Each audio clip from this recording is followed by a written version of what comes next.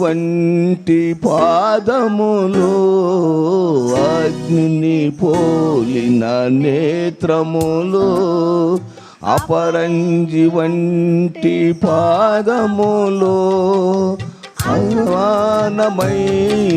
తేజో మహిమ కలిగినవో ప్రభువా, అసమానమైన తేజో మహిమ కలిగినవో ప్రభువా, నా స్తుతి నీకేనయా, ఆరాధించునయా, నా స్తుతి నీకేనయా, ఆరాధించునయా.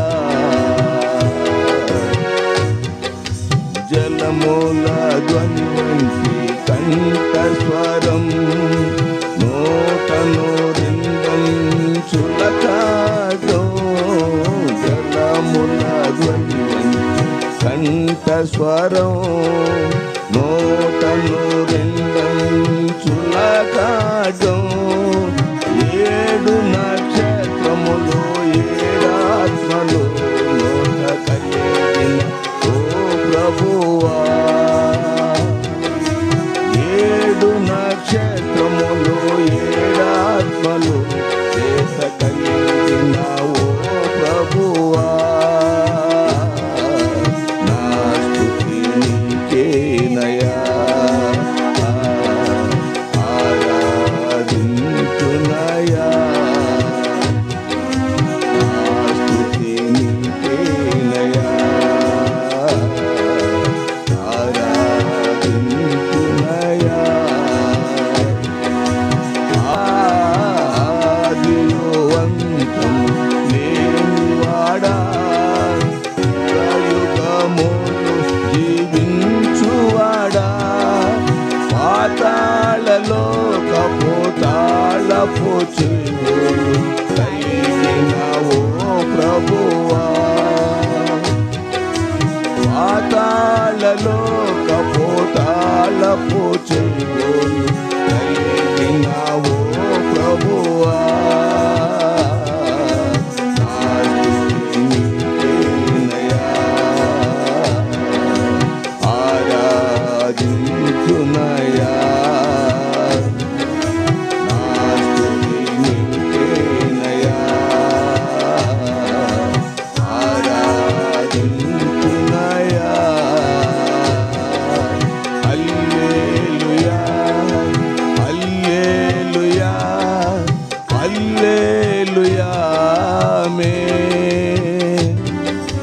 హల్లెలూయా, హల్లెలూయా, హల్లెలూయా, ఆమేన్. నా స్తుతి నీకేనయా, ఆరాధించునయా, నా స్తుతి నీకేనయా, ఆరాధించునయా. ఎందుకంటే నా తండ్రి ఎండలు ఎంతగానో ఉంటున్నాయి నా తండ్రి, ఏ బిడ్డకి కూడా నా తండ్రి ఏ ఇబ్బంది లేదు.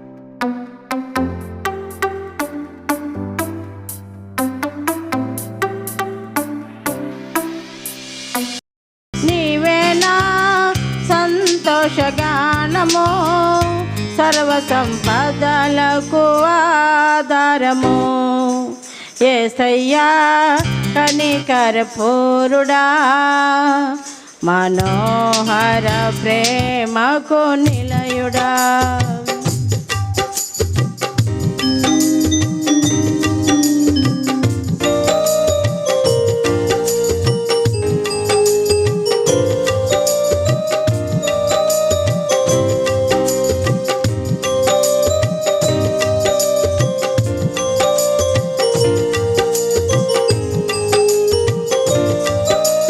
నా వలన ఏదియో ఆశించగా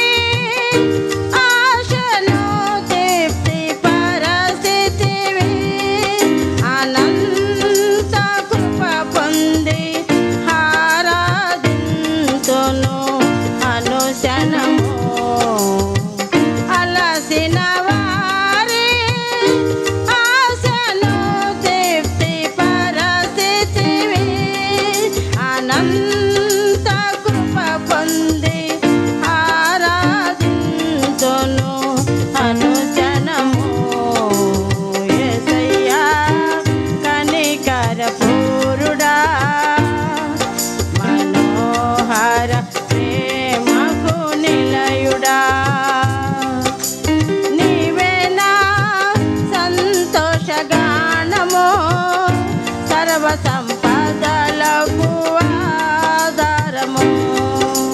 నీవే నా సంతోషగానము, సర్వ సంపదలకు ఆధారము.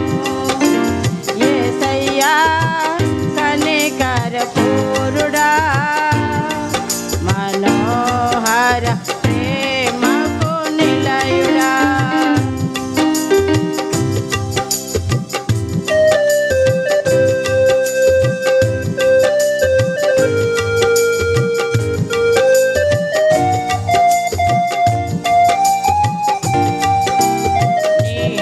వలన బలము పొందిన వారే దండులో, నీ సన్నిధి అయిన దీనాదులో వారు నిలసిదరు. నీ వలన బలము పొందిన వారే దండులో, నీ సన్నిధి అయిన దీనాదులో వారు నిలసిదరు. నిలవరమైన రాజములో నిన్ను చూచుటకు, నిత్యము కృప పొంది సేవించుదును శృతి వరకు. నిలవరమైన రాజములో నిన్ను చూచుటకు, నిత్యము కృప పొంది సేవించుదును శృతి వరకు.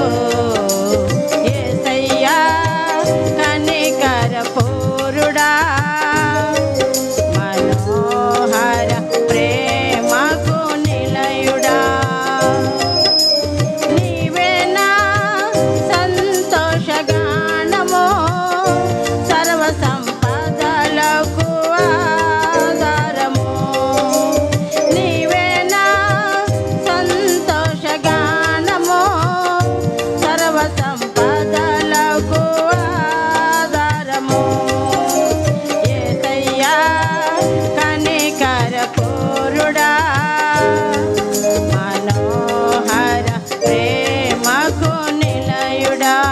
ఆరాధనకు యేసుడవు, ఎల్లవేళలా పూజడవు. ఆరాధనకు యేసుడవు, ఎల్లవేళలా పూజడవు. ఆరాధనకు యేసుడవు, ఎల్లవేళలా పూజడవు. ఎల్లవేళలా పూజడవు. ఆరాధనకు యేసుడవు, ఎల్లవేళలా పూజడవు. ఆరాధనకు యేసుడవు. హల్లెలూయా. యేసయ్యా నీతో జీవించగానే నా బ్రతుకు బ్రతుకుగా మారెనులే. యేసయ్యా నీతో జీవించగానే నా బ్రతుకు బ్రతుకుగా మారెనులే. నాట్యమాడెను నా అంతరంగము, ఇది రక్షణానంద భాగ్యమే.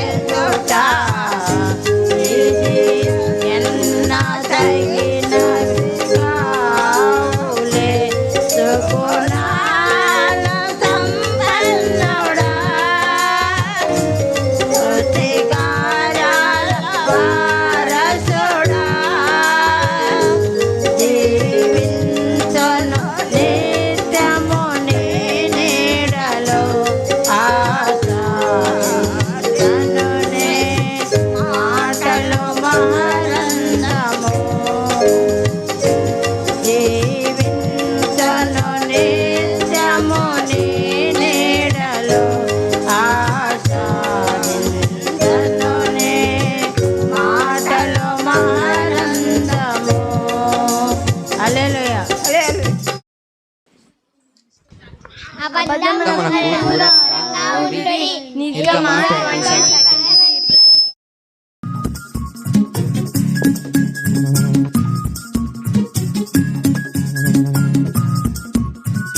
అందరూ క్లాప్స్ కొడుతూ పిల్లల్ని ఎంకరేజ్ చేస్తారు.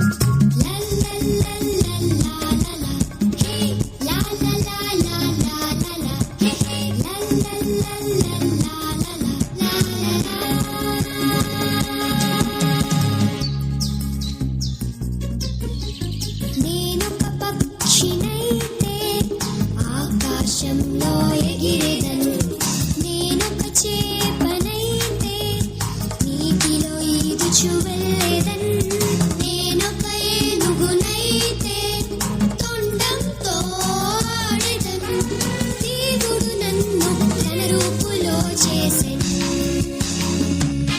నేను పొట్టిగా ఉన్నా, పొడుగ్గా ఉన్నా, సన్నగా ఉన్నా, లావుగా ఉన్నా, దేవుడు నన్ను అందంగా సృష్టించెను. నేను పొట్టిగా ఉన్నా, పొడుగుగా ఉన్నా, సన్నగా ఉన్నా, లావుగా ఉన్నా, దేవుడు నన్ను అందంగా సృష్టించెను.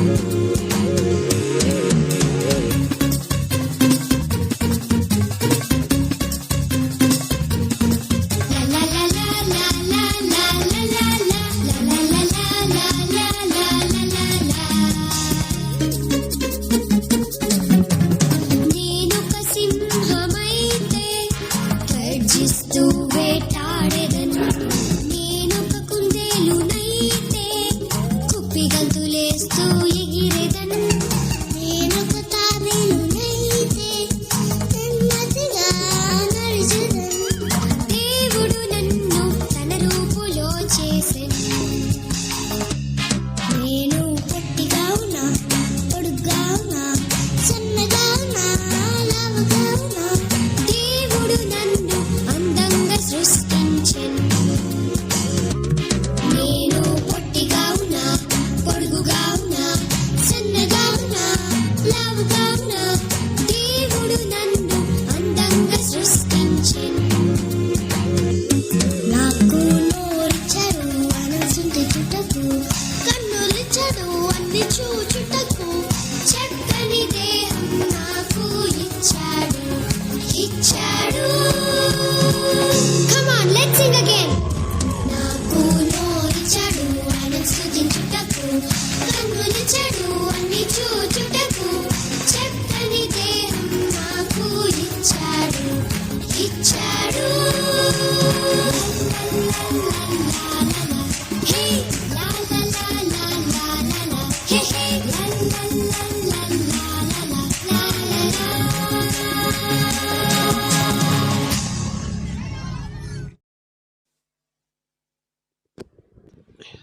రోజు నేను పనికి వెళ్ళేటప్పుడు దేవుని ప్రార్థించుకొని, దేవా నాకు రాకపాకల్లో తోడుగుండు, నాకు పని చేసేదానికి శక్తిని ఆయన రోజు దేవుడికి చెప్పుకోబోతాను. నిన్న కూడా అలాగే చెప్పుకోబోయాను. పోయి పని చేసుకొని శనివారం రోజు ఎక్కువ పని ఉంటుంది, నాకు చేసుకునే శక్తిని ఆయన రోజు అడుక్కుంటా దేవుడిని. అప్పుడు పోయి పని చేసుకొని కాలు జారకుండా చేయి జారకుండా నాకు మంచి శక్తి జ్ఞానమే అని రోజు దేవుణ్ణి ప్రార్థించుకొని వెళ్తాను పనికి.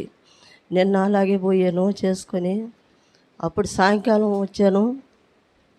వచ్చే లోపల ఇంటికి వచ్చినప్పుడు రోజు దేవుడికి చెప్తా, మళ్ళీ నేను వచ్చేసాను నాయన, నాకు మంచి శక్తిని బలం ఇచ్చావు, పని చేసుకునే జ్ఞానం ఇచ్చావు అని దేవుడికి చెప్పుకుంటాను. వస్తంగానే తర్వాత నిన్న వస్తంగానే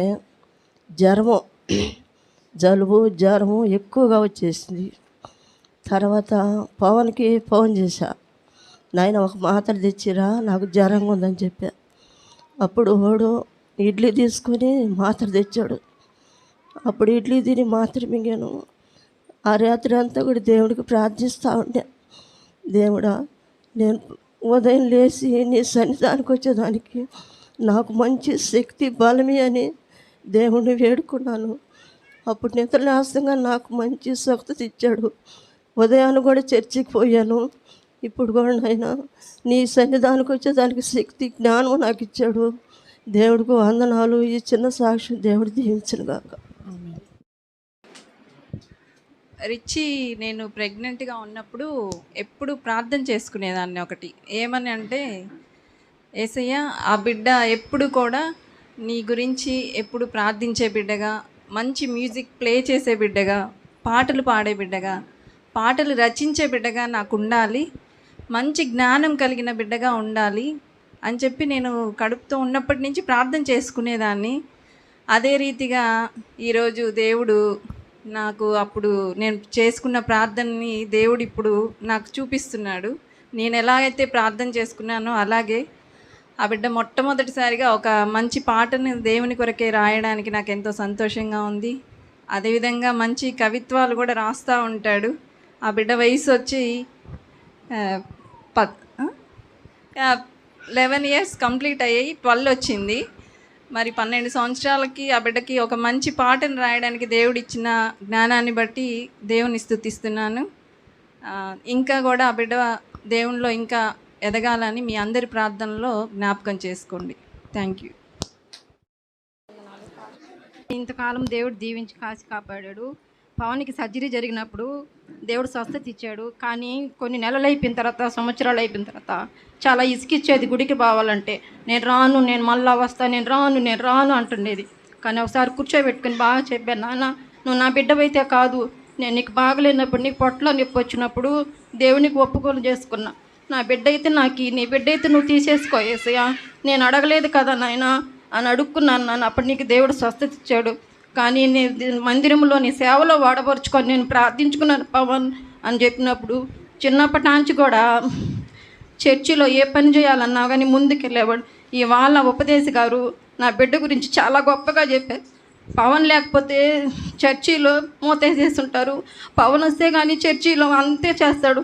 పవన్ యూత్ లీడర్గా ఈ చర్చిలో అంతా పని చేస్తున్నాడని దేవుని దయందును మనుషుల దయందును బిడ్డను ఆశీర్వదించినందుకు ఈ సాక్ష్యాన్ని దీవించమని ప్రార్థించుకుంటున్నాను. మన తండ్రి, కుమార, పరిశుద్ధాత్మ త్రియేక దేవుని నామంలో ఈ పాటలను మరి ఆ VBS పిల్లలు పరిచయ నిమిత్తం ప్రతిష్ఠిస్తున్నాను. ఆమేన్.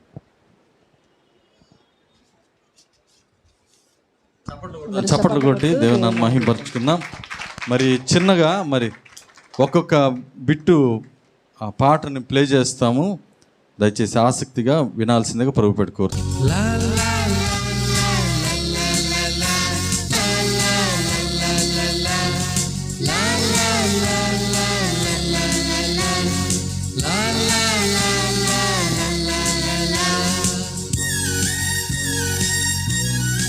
మొదటి పాటగా వడివడిగా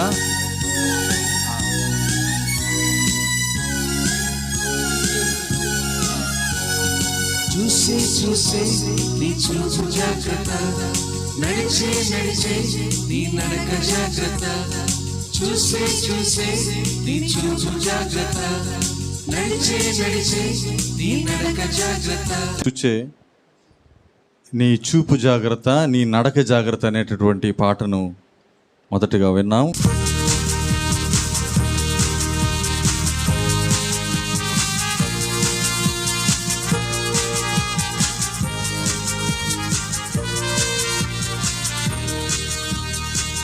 వడివడిగా అడుగులు వేస్తూ VBS కి పరుగెత్తేదా, ఆటలతో పాటలతో జాలీగా గడిపేదము. వడివడిగా అడుగులు వేస్తూ VBS కి పరుగెత్తేదా, ఆటలతో పాటలతో జాలీగా గడిపేదము.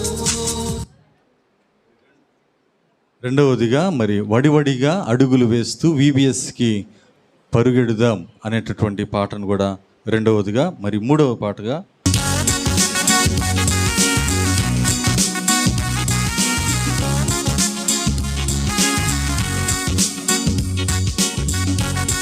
ఇది పిల్లలు రిచ్చి రాసినటువంటి పాట. రిచ్చి, జోషి, డైసీ ముగ్గురు కలిసి పాడారు. ఏమి చూస్తున్నావు, నీవు ఏమి చూస్తున్నావు అనేటటువంటి పాట.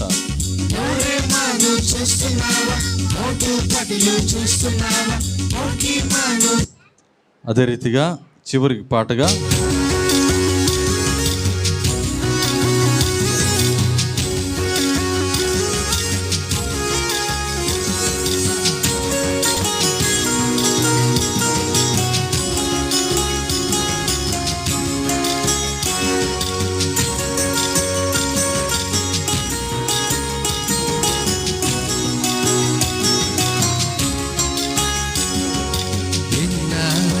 చిత్రం ఒరబ్బా చూసిన ఈ చిత్రం ఒలమ్మా ఎన్నా ఈ చిత్రం ఒరబ్బా చూసిన.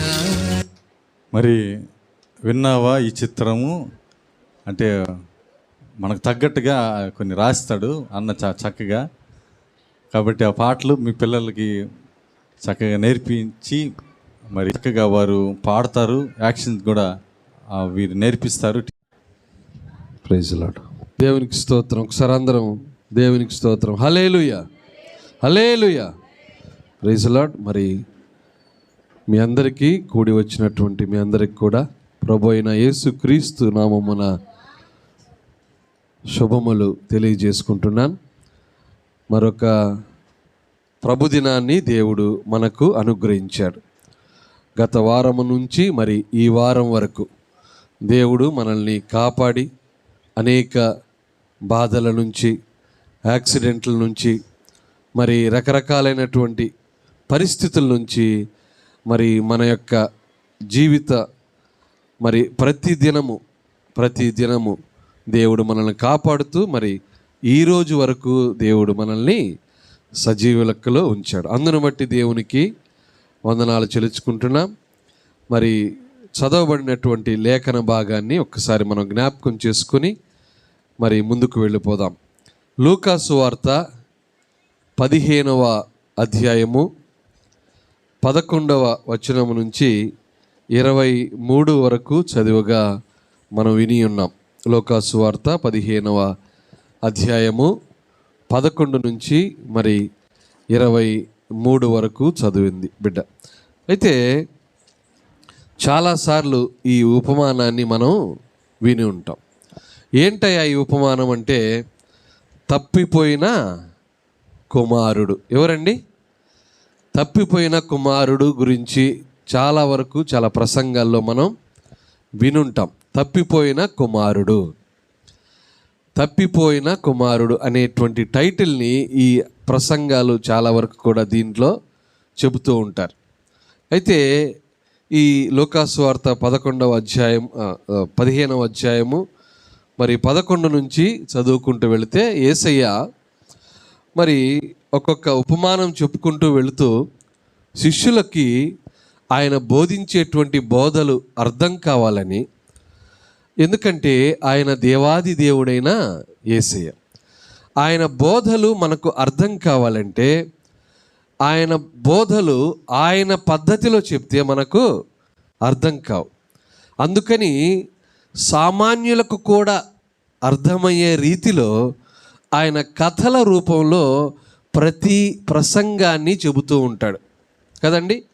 ప్రతిదీ కూడా కథల రూపంలో అర్థమయ్యేటట్టు, ప్రతి ఒక్కటి కూడా పామరులకు కూడా, అంటే చదువు రాని వారికి కూడా సులభంగా అర్థమయ్యే విధానంలో యేసయ్య ఒక్కొక్క ప్రకటనలు, ఒక్కొక్క ధ్యానాంశాన్ని ఆయన చెబుతూ ఉంటాడు. అదే మనకు అన్ని సువార్తల్లో మనం గమనించవచ్చు. ఆయన చెప్పాడు అని అంటే అది మైండ్లో లేకపోతే మనసులో దృఢంగా నాటుకుపోతుంది. అంత గొప్పగా ప్రసంగించేటువంటి వాడు దేవాది దేవుడు అని యేసయ్య. ఎందుకంటే ఆయన అంటే లోకమంతటిని ఎరిగినటువంటి వాడు, సర్వజ్ఞాని అంటారు ఆయన్ని. సర్వజ్ఞాని అంటే అంతకు ముందు ఇప్పుడు మరి భవిష్యత్తు 3 కూడా ఎరిగినటువంటి వ్యక్తి దేవాది దేవుడైన యేసయ్య. కాబట్టి అంతటి జ్ఞానము కలిగిన వాడు మనకు బోధిస్తే మనకు అర్థం కాదు. అందుకని ఆయన సులభమైనటువంటి రీతిలో, ఉపమాన రీతిలో శిష్యులకు బోధిస్తూ వచ్చాడు. అలాగే 2 కుమారులు ఒక వ్యక్తికి ఉన్నారు. పెద్ద కుమారుడు, రెండవ కుమారుడు. పెద్ద కుమారుడు చాలా మంచివాడు, రెండవ కుమారుడు చాలా చెడ్డవాడు. ఎలాంటి చెడ్డవాడే అంటే అతనికి ఉన్నటువంటి లక్షణాలు చాలా భయంకరమైనటువంటి లక్షణాలుగా మనం చూడగలం. అయితే ఇక్కడ గమనిస్తే ఒక వ్యక్తికి పుట్టిన బిడ్డలు లేక ఒక కుటుంబంలో ఉన్నటువంటి బిడ్డలు ఒకరు మంచివాళ్ళుగా ఉంటారు, ఒకరు చెడ్డవాళ్ళుగా ఉంటారు. మనం పాస్టర్ గారు లేకపోతే ఎవరైనా ఇంటికి వెళ్ళామనుకోండి, పెద్దవాడు మంచిగా పాస్టర్ గారు వస్తే నమస్తే పెడతాడు, ప్రైజ్ లార్డ్ పాస్టర్ గారు అని వస్తాడు. ఇంకోటి ఉండాలి కదయ్యా, వాడేడంటే అయ్యా వాడి ఇంటికాడ ఉండడు, వాడు అక్కడక్కడక్కడ తిరిగి రాత్రి 11-12 గంటలకు వస్తాడు. నాయన ఈడైతే చాలా బుద్ధిమంతుడయ్యా, నేను ఆడుంటే అక్కడే ఈడుంటాడు. అట్లా కుమారులు లేక కుమార్తెలను దగ్గరగా తండ్రికో తల్లికో దగ్గరగా ఉంటారు. కొంతమంది తల్లిదండ్రుల మాట వినరు, అస్సలు వినరు. అలాంటి వ్యక్తులు కుమారులు కానీ కుమార్తెలు కానీ మరి వారు చాలా దూరంగా, తల్లిదండ్రులకు దూరంగా, తల్లిదండ్రులకు అవిధేయతగా, దేవునికి అవిధేయతగా వారు జీవిస్తూ ఉంటారు. ఇక్కడ కూడా 2 కుమారులు ఉన్నారు. ఒకడు చాలా మంచివాడు, తండ్రికి విధేయతగా ఏది చెప్తే అది చేసుకుంటూ పోతాడు. ఇంకొకడు మాత్రం చాలా పొగరబోతాడు, చాలా వ్యసనపరుడు, అన్ని అలవాట్లు ఉన్నాడు, చాలా కోపిష్టి, ఇంకా రకరకాలుగా చెప్పుకోవచ్చు. ఆయనకి ఏం ఆలోచన వచ్చిందా అంటే ఈ రెండవ కుమారుడికి ఏమొచ్చింది నాయన, కొన్ని దినములైన తరువాత ఆ చిన్న కుమారుడు సమస్తమును కూర్చుకొని, క్షమించండి 12వ అధ్యాయంలో, తండ్రి ఆస్తిలో నాకు వచ్చు భాగమిమ్మని తన తండ్రిని అడుగగా అతడు వారికి తన ఆస్తిని పంచిపెట్టాను. ఈడు సంపాదించలే, ₹1 కూడా సొంతంగా సంపాదించేటువంటి శక్తి కుమారుడికి లేదు. కానీ ఏం కావాలమ్మా, ఆస్తి అయితే కావాలా. తల్లిదండ్రులు అడగతారు బిడ్డలు కదా, నువ్వు సంపాదించిన ఆస్తిలో మాకేమిచ్చావమ్మా అని అంటాడు. ఈడు సంపాదించేది మాత్రం ఏమీ ఉండదు. అటువంటి కుమారుడు ఈ కుమారుడు. తనైతే ఏమి సంపాదించడు, తను ఏ ఉద్యోగం చేయడు, ఏ పనికి పోడు, ఎక్కడికి సంపాదనకి వెళ్ళడు. కానీ ఏం కావాలి ఇతనికి, ఆస్తి అయితే కావాలి. ఏమంటాడు, తండ్రి నీ ఆస్తిలో నాకు వచ్చు భాగం ఇమ్మని తండ్రిని అడుగుతున్నాడు. వాహ్, ఎంత నిఖార్సుగా అడుగుతున్నాడు కదమ్మా. ఈ దినాల్లో ఇలాంటి బిడ్డలు ఎక్కువ మందే ఉంటున్నారు. నువ్వు సంపాదించే కష్టపడి రెక్కలు లేకపోతే మోసుకొని అత్యంత కష్టముతో ఒకరోజు తిని ఒకరోజు తినక దాచిపెట్టుకున్న డబ్బును కొంత గొప్ప ఇల్లు కట్టుకుంటే ఆ ఆస్తిలో నా భాగం ఏది, నా ఆస్తి నాకు రాసిచ్చే అనేటువంటి కుమారులు కుమార్తెలు కూడా ఉన్నారు. ఇది ఉపమానము ఇరువురికి వర్తించుకోవచ్చు.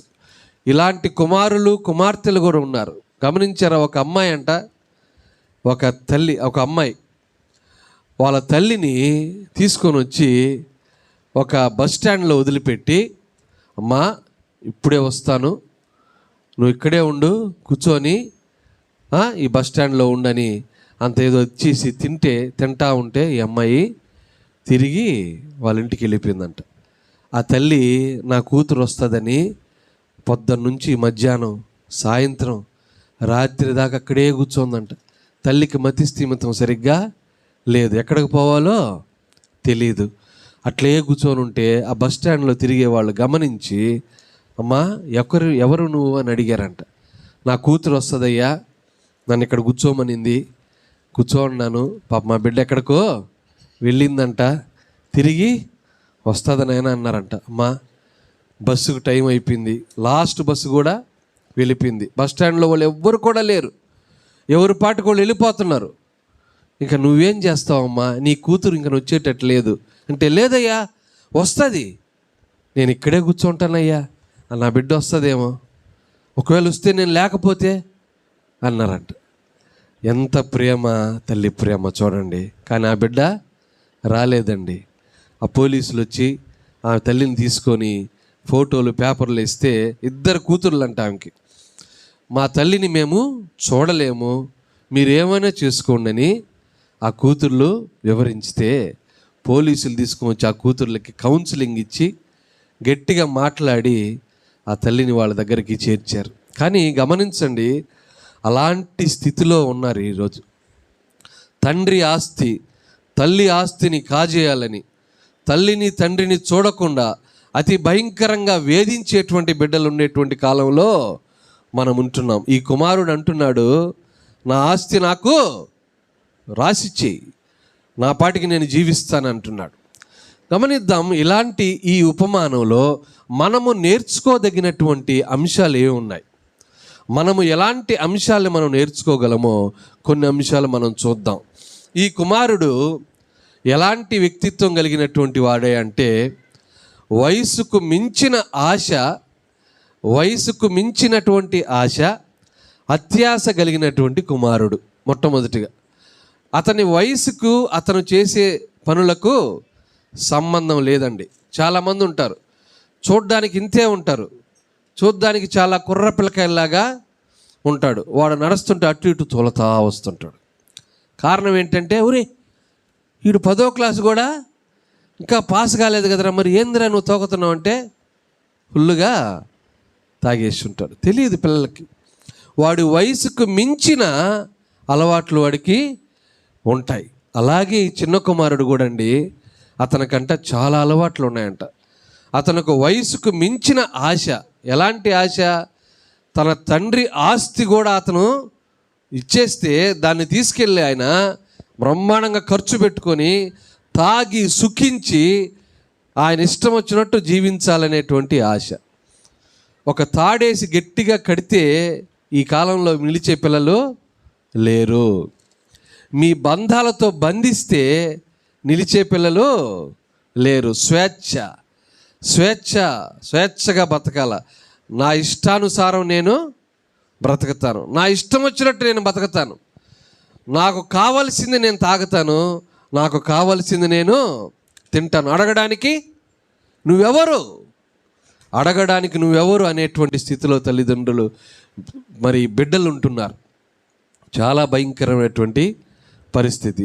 ఈ కాలంలో ఇక్కడ ఉన్నటువంటి తల్లిదండ్రులు కూడా ఎంతోమంది బిడ్డలు అలాగే ఉంటారండి. ఆ తల్లులు చెప్పుకోలేరు, ఆ తండ్రులు నోరు విప్పి చెప్పుకోలేరు, యేసయ్యకి చెప్పుకుంటారు. అలాంటి బిడ్డలు మన జీవితాల్లో, మన కుటుంబాల్లో ఉంటున్నారు.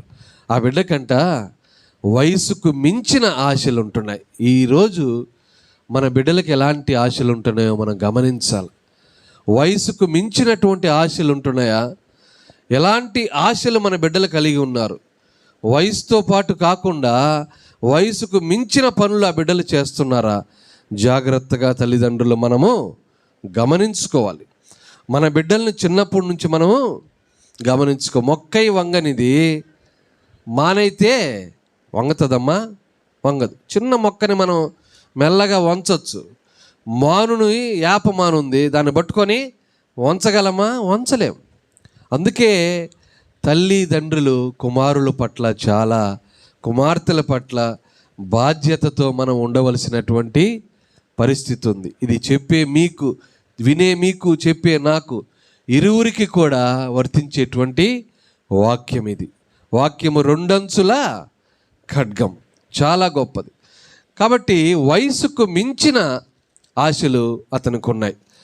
ఈ మధ్య ఒక 11వ తారీఖు, ఈ నెల 11వ తారీఖు 2 కుమారుల తల్లికి, మా ఐటీఐలో, మా ఇన్స్టిట్యూట్లో చదువుకున్న పిల్లోడు ఐటీఐ కంప్లీట్ చేశాడు. వాడిని తిరుపతి దగ్గర మరి ఒక కంపెనీలో చేర్చామండి. పిల్లవాడు నా దగ్గర చదువుకున్నప్పుడు 2 సంవత్సరాలు చదువుకున్నాడు. బహుకోపిష్టి, చాలా ఫాస్ట్గా డ్రైవింగ్ చేస్తాడు. వాడికి ఎన్నోసార్లు చెప్పా కూడా నేను, అంత ఫాస్ట్గా పోకూడదురా, చాలా కోపంగా ఉంటాడు, ఎవరి మీద కంటే వాళ్ళ మీదకి వెళ్ళిపోతాడు, చాలా దుడుకు స్వభావం వాడికి. చెప్పాను వాడికి చాలాసార్లు కూడా. వాడు మాట వినలేదు. వాళ్ళ నాన్న లేడు, వాళ్ళ అమ్మ ఒక్కటే ఉండేది. 2 కుమారులు, ఆమెకి పెద్దవాడు మంచోడు, రెండో వాడు చాలా చాలా భయంకరమైనటువంటి గుణాలు వాడికి ఉన్నాయి. అయితే వాడికి చెప్పాను, కౌన్సిలింగ్ ఇచ్చాము. వాడికి వెళ్ళేటప్పుడు, కాలేజీ నుంచి వెళ్ళేటప్పుడు, ఒరే నువ్వు ఆ కోపం తగ్గించుకుంటే నువ్వు చాలా మంచి వ్యక్తివిరా, జాగ్రత్తగా మీ అమ్మని చూసుకోరా, హ్యాపీగా ఉండరా అని చెప్పి సర్టిఫికేట్ కూడా వాడికి ఇచ్చాం. ఐటీఐ సర్టిఫికేట్ ఇచ్చాం. వెళ్ళిపోయాడు.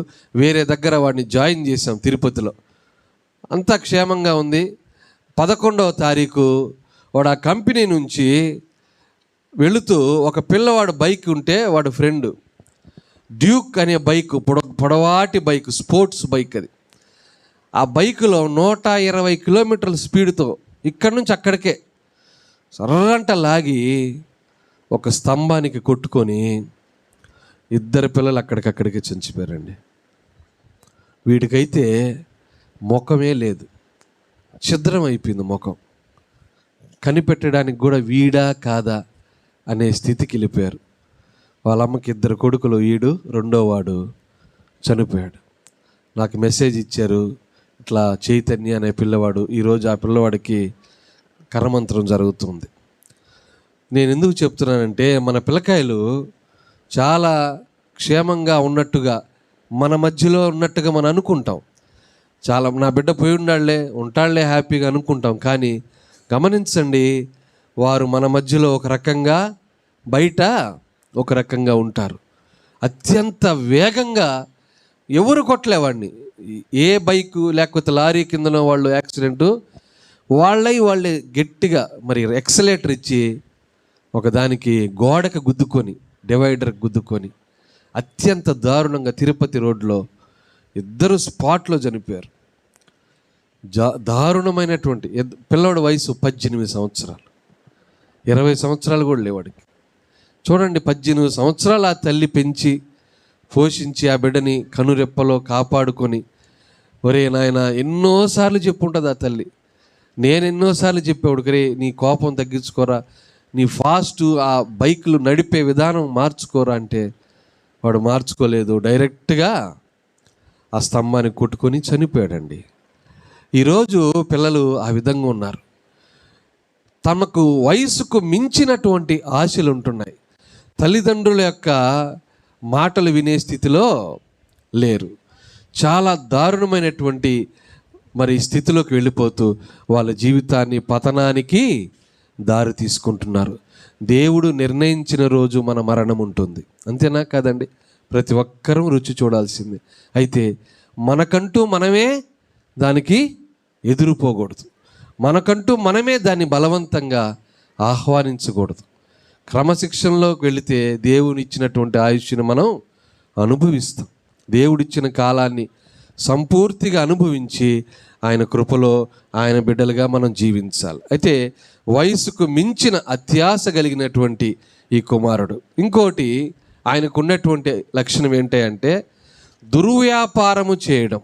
ఎలాంటిదండి? దుర్వ్యాపారము చేసి ఏం చేశాడు? 13వ వచనంలో చూడండి, అచ్చట తన ఆస్తిని దుర్వ్యాపారము వలన పాడు చేశాడంట. ఏమంటే ఆ దుర్వ్యాపారాలు అంటే ఆయన ఏమైనా వ్యాపారం చేశాడేమో అనుకుంటున్నామేమో. దుర్వ్యాపారాలంటే 1 పేతురు 4వ అధ్యాయము 3-4 వచనాలు మనం గమనిస్తే, 1 పేతురు రాసిన మొదటి పత్రిక 4వ అధ్యాయము 3-4 వచనాలు ఒకసారి చదివితే, మనము పోకిరి చేష్టలు, దురాశలు, మద్యపానము, అల్లరితో కూడిన ఆటపాట, తాగుబోతు విందులు, చేయదగని విగ్రహాల పురుజులు మొదలైన వాటి యందు నడుచుకుని అన్యజనుల ఇష్టము నెరవేర్చుచు గతించిన కాలమే. చూడండి, ఇక్కడ ఇది దాని కింద రాసి ఉంటాడు. ఏం రాసి ఉంటాడు? అపరిమితమైన ఆ దుర్వ్యాపారమునందు అపరిమితమైన దుర్వ్యాపారమునందు తమతో కూడా మీరు పరిగెత్తకపోయినందుకు. చూడండి, ఇలాంటివన్నీ కూడా దుర్వ్యాపారమునకు సంబంధించినటువంటివి.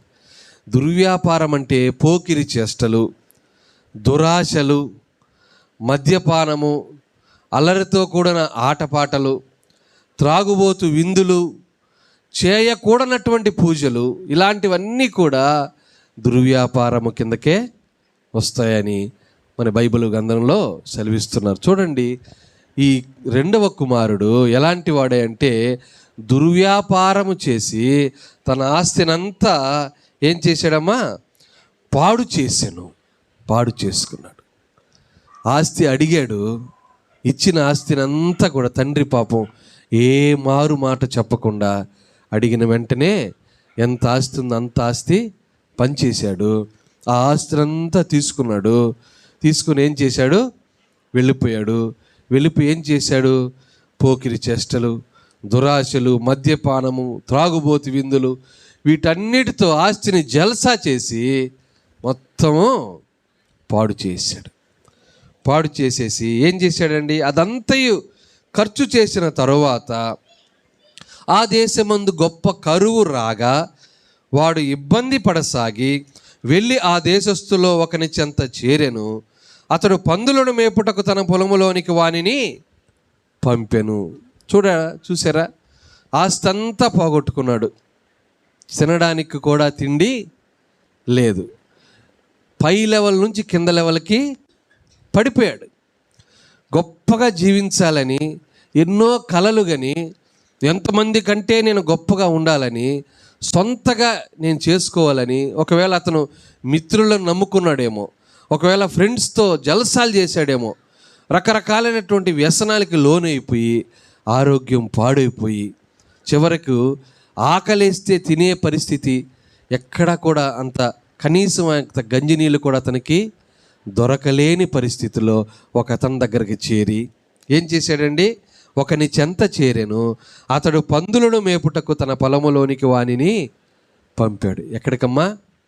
గొర్రెలు కూడా కాదు, ఎక్కడ? పందులంటే చాలా పవిత్రమైన జంతువులు కదమ్మా. పందులు బురదలోనే పడుకుంటాయి. బురద మురికి అంటే వాటికి చాలా ఇష్టం.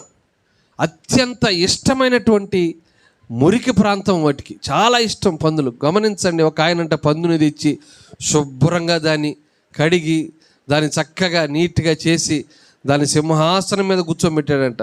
కూర్చోబెట్టి దీనికి గాలి రావట్లేదు, దాన్ని తీసుకొని వచ్చి కుర్చీని బయట కూర్చోబెట్టి ఆ బయట అంతా చూపించాడంట. పందిని నేను ఎంతో బాగు చేశాను చూడండి అని. ఒక్క రొంత అది కిందకి చూసిందంట, కాలువ కనబడిందంట. వెంటనే దిగి పరిగెత్తుకుంటా లోపలికి పోయి ఆ కాలువలో దొల్లాడి చల్లగా పడుకుంటుందంట. చూసారా, పంది యొక్క లక్షణము చాలా భయంకరమైనటువంటి లక్షణం. అలాంటి పందుల దగ్గరికి ఇతన్ని వేశారు.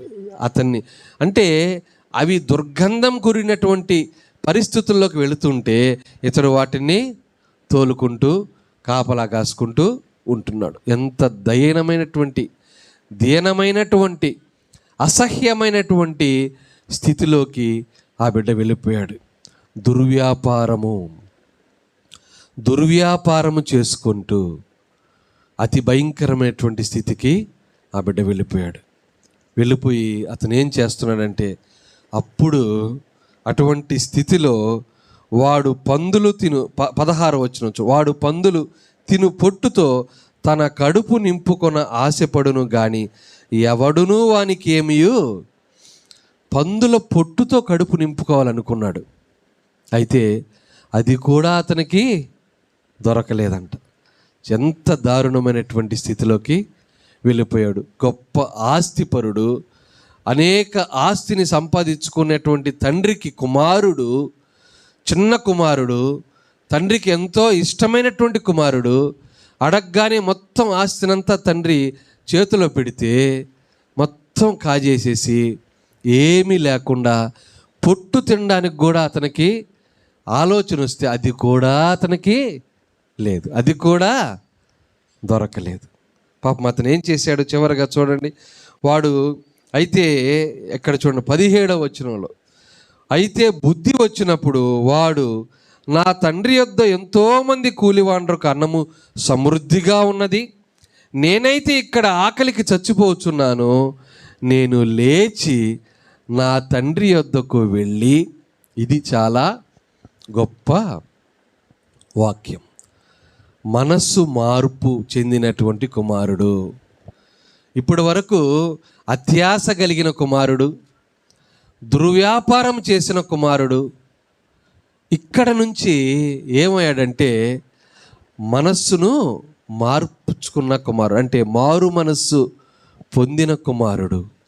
ఇక్కడ ఏం జరిగింది అంటే అతనికి అప్పుడు గుర్తుకొచ్చింది. చాలామందికి జల్సాలు చేసి ఆరోగ్యమంతా క్షీణించిపోయి నడవలేని స్థితిలో అతి భయంకరంగా తాగి బాగా వణుకు పుట్టేటప్పుడు, అయ్యా చర్చికి వస్తాను నాయన, ఎక్కడికి? చర్చికి. కాళ్ళు చేతులు వణుకుతున్నాయి నాయన, యేసయ్య సహాయం చేస్తాడేమో. ఎలాంటి స్థితిలో? బాగా కృషించిపోయి దుర్వ్యాపారం వల్ల, నీ చేష్టల వల్ల, నీ భయంకరమైనటువంటి అలవాట్ల వల్ల నీ శక్తి అంతా క్షీణించిపోతే అప్పుడు మనకు యేసయ్య గుర్తుకొస్తాడు. అప్పుడు తండ్రి గుర్తుకొస్తాడు. నిజమే కదా, నాలాంటోళ్ళని చర్చి ఎంతోమందిని చేర్చుకుంది కదా, చర్చిలో ఆ పాస్టర్ నాలాంటి వాళ్ళు ఎంతోమందిని బాగు చేశాడు కదా, యేసయ్య బాగు చేశాడు కదా, మళ్ళీ ఆ చర్చికైనా పోదాం. రే నేను కూడా వస్తానురా అమ్మా, నేను కూడా చర్చికి వస్తానమ్మా, దేవుని ఆలయానికి వస్తానంటారు. చివరిగా లాస్ట్గా దేవుని ఆలయానికి రావాలని ప్రయత్నిస్తాడు. అలాంటి స్థితి ఈ కుమారుడి స్థితి. తను మారు మనసు పొందిన కుమారుడుగా మూడవదిగా మనం చూస్తున్నాం. కుమారుడు అలాంటి స్థితి నుంచి దుర్వ్యాపారము చేసుకొని తన ఆస్తినంతా పోగొట్టుకొని మరి భయంకరమైనటువంటి పరిస్థితిలోకి నెట్టబడిన కుమారుడు తండ్రిని జ్ఞాపకం చేసుకొని, తండ్రి ఎలాంటి స్థితిలో బిడ్డల్ని క్షమిస్తాడో, ఎలాంటి వారినైనా తండ్రి చేర్చుకుంటాడో, పనివారిలాగైనా నేను ఉండాలని కోరుకొని ఆ తండ్రి దగ్గరికి వచ్చాడు. ఆ తండ్రి దగ్గరికి రావాలని మనసులో ఒక చిన్న ఆలోచన కలిగింది. అమ్మా, అయ్యా, ఈ స్థితిలో నువ్వు ఏ స్థితిలో ఉన్నావు? నీ మనసు ఏ స్థితిలో ఉంది? ఎలాంటి పరిస్థితిలో మన కుటుంబాలు, మన బిడ్డలు ఉంటున్నారు? వారు కానీ మారు మనసు, రక్షణ ఆనందం లేకపోతే ఇంతకంటే దారుణంగా నాశనం అయిపోతారు. ఆ బిడ్డకి, ఈ చిన్న కుమారుడికి చివరి స్థితిలోనైనా తండ్రి దగ్గరికి పోవాలి అని ఆశ కలిగింది. చివరి స్థితిలోనైనా మరి దేవుని దగ్గరికి వెళ్ళాలని ఆశ కలిగింది. మరి అలాంటి ఆశ కలగడం దేవుడిచ్చినటువంటి ధన్యత, అదే కృప. దేవుడు తన కృపను బట్టి మనల్ని ఈరోజు రక్షించాడు. కేవలం ఆయన కృపను బట్టి మనందరం కూడా ఇక్కడ సమకూడి మన కుటుంబాల కొరకు, వారి శ్రేయస్సు కొరకు మనము దేవుని సన్నిధిలో విజ్ఞాపన చేయడానికి దేవుడు మనకు కృపను అనుగ్రహించాడు కదమ్మా. లేకపోతే ఈ సమయంలో మంచి సినిమాలు, మంచి మంచి సీరియళ్ళు కదా, ఇలాంటి టైంలో ఆదివారం సాయంత్రం కొత్త సినిమాలు వేస్తాడు, కొత్త సీరియళ్ళు స్టార్ట్ అవుతాయి. అన్నిటిని మానుకొని మనం ఇక్కడికి వస్తున్నామంటే ఎంత త్యాగమో కదా. దేవుడు మనకు మనసు ఇవ్వకపోతే మనము రాలేము. సైతాను అనేక రకాలుగా కొత్తగా పద్ధతుల ద్వారా మనల్ని లాగుతుంటాడు. కానీ మనం ఇక్కడికి రావాలి. ఎందుకు? దేవుని సన్నిధిలో ఒక్క దినము గడుపుట 1000 దినముల కంటే శ్రేష్టం కదమ్మా. ఒక్క దినము దేవుని సన్నిధిలో. మేము అనుకుంటాం పొద్దున చర్చి, సాయంత్రం ఇక్కడ చర్చి, ఏంది అని అనుకుంటాం. కానీ నిజంగా ఆ ఆశీర్వాదము అనుభవిస్తేనే మనకు తెలుస్తుంది. ఏమి ఒక్కరోజు దేవుని సన్నిధిలో ఒక రోజంతా గడపడం ఎంత గొప్ప ఆశీర్వాదం. ఏమి మనం సినిమాలకు పోవట్లేదు కదా, దుర్వ్యాపారానికి మనం పోవట్లేదు. ఎక్కడికి వస్తున్నాం? దేవుని సన్నిధిలో, ఆయన సన్నిధిలోకి వస్తున్నాం. మనశ్శాంతిగా ఉంటుంది. ఆయన సన్నిధిలో మేలులు పొందుకుంటాం. ఆయన సన్నిధిలో ఎంతగానో దీవెనలు పొందుకుంటాం. మనం కుటుంబాల కొరకు ప్రార్థిస్తారు, ఆయన సన్నిధిలో మనం నెమ్మదితో బయటికి వెళతాం. ఎంత గొప్ప ధన్యత. ఆ కుమారుడు కూడా అలాంటి స్థితిలో నుంచి దేవుని చెంతకు రావాలని ఆశపడ్డాడు. తప్పిపోయిన ఆ కుమారుడు మారు మనస్సును పొందుకొని తండ్రి దగ్గరకు వచ్చాడు. చూడగానే మరి 20వ వచనం చూస్తే, వాడింకా దూరముగా ఉన్నప్పుడు తండ్రి వానిని చూచి కనికిరపడి పరుగెత్తి వాని మెడ మీద పడి ముద్దు పెట్టుకొనెను. చూసారా, తండ్రిని బాధ పెట్టినటువంటి కుమారుడు ఈ కాలంలో తండ్రిని తల్లిని వదిలిపెట్టేస్తే వాడిని మర్చిపోతారు చాలామంది తల్లిదండ్రులు కదా. పాని వదిలే పేడపోతారు, వాడు నాకు పుట్టలేదనుకుంటాను, వాడు నాశనం అయిపోతాడు, మనం ఏం చేయలేం, వదిలేయండి వాడిని అంటారు. అయితే ఈ తండ్రే కాదు, పరలోకపు తండ్రి అయిన మన యేసయ్య, నువ్వు ఏ స్థితిలో ఉన్నా, నువ్వు ఎలాంటి దుర్మార్గుడు అయినా, నువ్వు ఎలాంటి దుర్వ్యాపారం చేసిన వ్యక్తివైనా, తండ్రి అని ఆయన తలుపు దగ్గరకు వస్తే ఆయన తలుపును తీస్తాడమ్మా. తలుపు తీసి నిన్ను అక్కున చేర్చుకుంటాడు. ఎంత భయంకరమైన స్థితిలో ఉన్నా ఆయన అక్కున చేర్చుకుంటాడు. ఇక్కడ 4వది తండ్రి ప్రేమ.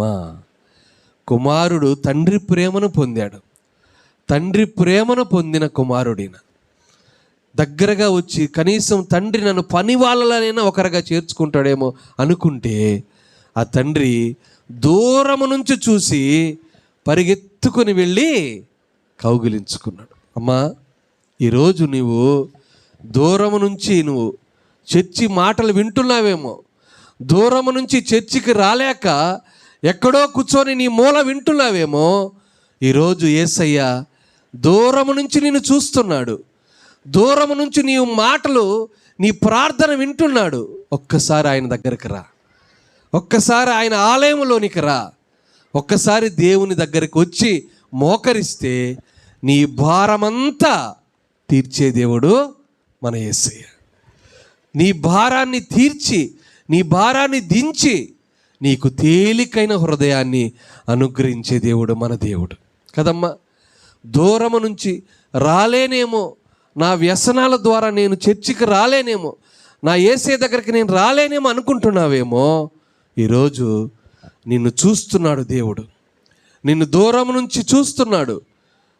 దూరం నుంచి చూసి ఆయనే నీ దగ్గరికి పరిగెత్తుకుంటూ వస్తున్నాడు. వచ్చి కౌగిలించుకొని ముద్దు పెట్టుకొని నిన్ను తన దగ్గరికి తీసుకెళ్తాడు. కాబట్టి ముందు మనం ఏం చేయాలి? దేవుని దగ్గరికి రావాలి అనే ఆశ మన హృదయంలో మొదలు కావాలి. దేవుని దగ్గరికి రావాలి, దేవుడు నన్ను బాగు చేయాలి, నా హృదయాన్ని దేవుడు బాగుపరచాలనే చిన్న కోరిక మనకు కలిగితే ఆ ఆశ చాలు, దేవుడు మనల్ని దగ్గరకు చేరుస్తాడు. అదే కోరిక ఈ బిడ్డలోకి కలిగింది. తప్పిపోయిన కుమారుడు, దుర్వ్యాపారం వలన తన మొత్తం ఆస్తిని పోగొట్టుకున్న కుమారుడు, తండ్రికి ఇష్టము లేడు అనుకున్నటువంటి కుమారుడు, తను ఇంకా చెడిపోయి నశించిపోయి చనిపోయే స్థితిలో ఉన్న కుమారుడు, దూరము నుంచి తండ్రిని చూసి ఒక్కసారైనా తండ్రి దగ్గరికి మాట్లాడి వెళ్ళిపోదామని అనుకున్న కుమారుణ్ణి తండ్రి ఏం చేశాడు? అక్కును చేర్చుకున్నాడు. అక్కును చేర్చుకొని అతను వచ్చాడని ప్రశస్తమైన వస్త్రము అతనికి ధరించి, ఇంకా ఏం చేశాడు? అతనికి వధించి మరి చక్కటి విందు భోజనం చేసి అందరినీ పిలిచి, నా కుమారుడు తప్పిపోయాడు, మరి దుర్వ్యాపారం వల్ల తనను పాడు చేసుకొని తిరిగి మరలా నా గృహానికి వచ్చాడని ఎంతగానో సంతోషించాడు. చూడమ్మా, నువ్వు యేసయ్యకు దూరంగా వెళ్ళిపోయినా తిరిగి నువ్వు యేసయ్య దగ్గరకు వస్తే ఆయన ఎంతో సంతోషించే దేవుడు.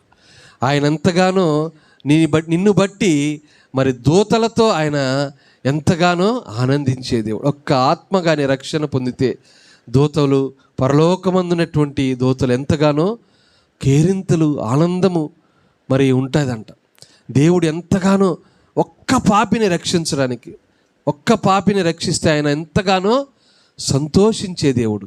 అందుకే ఈరోజు యేసయ్య దగ్గరికి రండి. మనం ఏ స్థితిలో ఉన్నా, అమ్మా నీవే స్థితిలో ఉన్నా, అయ్యా నువ్వు ఏ స్థితిలో ఉన్నా, ఎంతటి భయంకరమైన స్థితిలో ఉన్నా నిన్ను రక్షించగలిగినటువంటి దేవుడు యేసయ్య. నిన్ను దగ్గరికి చేర్చుకునే దేవుడు యేసయ్య. తల్లిదండ్రులు, మిత్రులు, బంధుమిత్రులు, ఫ్రెండ్స్ నిన్ను అసహించుకోవచ్చు. వీడు వస్తుంటే భయంకరుడు రా నాయన, వీడు వస్తుంటే వాడు బూతులేరా, వాడు వస్తుంటే వాసన, తాగుడు వాసనరా అని నిన్ను అసహించుకునే వాళ్ళు ఉండొచ్చు. కానీ నిన్ను అక్కున చేర్చుకునేవాడు యేసయ్య. అది గుర్తుపెట్టుకోవాలి మనం. ఆ కుమారుడు దగ్గరికి వచ్చి తండ్రి అతని కుమారుని తీసుకొని ఎంతగానో కౌగిలించుకొని మరి ఎంతగానో ఆ బిడ్డ ద్వారా ఆయన ఆనందపడినటువంటి వ్యక్తి. చూడండి, మొట్టమొదటిగా ఆ బిడ్డ అత్యాశ కలిగినటువంటి కుమారుడుగా ఉన్నాడు. తర్వాత దుర్వ్యాపారం చేసుకున్నటువంటి కుమారుడుగా ఉన్నాడు. మరి తర్వాత మారు మనస్సు పొందినటువంటి కుమారుడుగా ఉన్నాడు. తర్వాత దేవుని ప్రేమను పొందిన కుమారుడుగా ఉన్నాడు. ఈ 4 ఈ లేఖన భాగాల ద్వారా మనం నేర్చుకోవాల్సినటువంటి సంగతులు. అమ్మా, ఈరోజు మన జీవితాల్లో తప్పిపోయిన కుమారుని స్థితిలో మనం ఉన్నాం. ఖచ్చితంగా ఉంటాం. ఎందుకంటే ఈ లోకంలో జీవించేటువంటి మనం ఏదైనా ఒక చిన్న పాపంలో ఖచ్చితంగా పడుతూ లేస్తూ మన జీవితంలో కొనసాగుతూ ఉంటాం. ప్రతి క్షణము తప్పిపోయిన కుమారుని వలె మనం కూడా ఏం చేయాలి? ఆయన దగ్గరకు తిరిగి రావాలి. వస్తే యేసయ్య తప్పక క్షమిస్తాడు, ఆయన హక్కున చేర్చుకుంటాడు, ఆయన నిత్య జీవాన్ని మనకు అనుగ్రహిస్తాడు, పరలోక రాజ్యంలో చోటును మనకు ఇస్తాడు. దేవుడు తన పరిశుద్ధ వాక్యాన్ని మన వెనికిడిలో దీవించి ఆశీర్వదించునుగాక. ఆమెన్. కళ్ళు మూసుకుంటాం, ప్రార్థన చేస్తాం. చిన్న ప్రార్థన చేసుకుందాం. పరిశుద్ధుడైన తండ్రి, జీవము గల నాయన, నీ కొందనాలు. మాతో మీరు మాట్లాడిన దేవుడు. మేము తప్పిపోయిన కుమారుని వలె అతి భయంకరమైనటువంటి స్థితిలో ఉన్నారు. ఎవరెవరు ఎలాంటి స్థితిలో ఉన్నామో మాకు తెలుసు నాయన. మేము చెప్పుకోలేము. మా కుటుంబాల్లో జరిగే బాధలు మేము బయటకు చెప్పుకోలేకపోవచ్చు. తండ్రి, నా కుటుంబంలో తప్పిపోయిన కుమారుడు ఉన్నాడయ్యా. నా కుటుంబాల్లో తప్పిపోయిన కుమార్తెలు ఉన్నారు నాయన. మమ్మల్ని క్షమించయ్యా. ఆ బిడ్డలను క్షమించి నీ వైపుకు తిప్పుకోయ్యా. అయ్యా, అనేకులు నా తండ్రి ఇక్కడ చేరినటువంటి బిడ్డలు ఉన్నారు నాయన. అయ్యా, అలాంటి ప్రార్థన చేస్తున్న బిడ్డల్ని జ్ఞాపకం చేసుకో యేసయ్యా. బిడ్డలు నీ కొరకు ఎదురు చూస్తున్న బిడ్డలు ఉన్నారు. నీ పిలుపు కొరకు ఎదురు చూస్తున్న బిడ్డలు, నీ వైపుకు ఒక్కసారైనా తిరగాలని ఆశపడుతున్న బిడ్డలు ఉన్నారు నాయన. వారిని చేర్చుకోనైనా, వారిని హక్కున చేర్చుకొని నాయన, నీ పవిత్రమైన ముద్దుతో వారిని కౌగిల్లో భద్రపరుచుకోనాయన. నీ అరచేతుల్లో వారిని చెక్కుకోనాయన. మరొక్కసారి వాళ్ళు పడిపోకుండా, మరొక్కసారి వారు పాపము వైపు వెళ్లకుండా నీ కౌగిల్లో భద్రపరుచుకోమని, బిడ్డలందరినీ కూడా నీ వాక్యముతో బలపరచమని యేసు శక్తి కలిగిన నామములో ప్రార్థించి స్తుతించి వేడుకుంటున్నాము తండ్రి. ఆమెన్. Praise the lord.